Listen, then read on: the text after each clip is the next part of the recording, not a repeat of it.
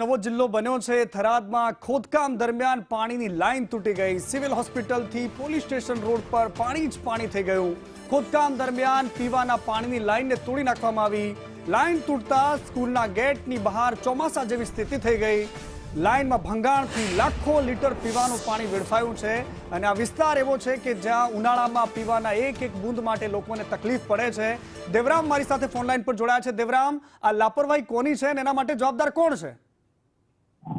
जी મને ચોક્કસથી જણાવી દઈએ કે ત્યારે સિવિલની અંદર નવીનીકરણ થઈ રહ્યું છે તેને અત્યારે ફેવરિંગ કામ થઈ રહ્યું છે। ત્યાં જીસીબી કામ કરતીની સાથે જે પીવાનું પાણી છે તેની પાઇપલાઇનમાં ભંગાણ થયો હતો। તેને લઈ અત્યારે જે પાણી હતો તે આઇકોન રોડ છે તે મામલતદાર કચેરી સુધી પાણી રેલાયું હતું। લાખો લીટર પીવાનું પાણી રેલાયું હતું। એક તરફ પાણીની અત્યારે અહીં તંગી સર્જાઈ છે ત્યારે લાખો લીટર પાણીનો ત્યાં વેડફાઈ રહ્યું છે। તેને લઈ અત્યારે જે સિવિલની અંદર કામ ચાલુ રહ્યું છે તેના કોન્ટ્રાક્ટની બેદરકારી સામે આવી છે। જી બિલકુલ દેવરામ, આભાર આપનો સમગ્ર માહિતી માટે।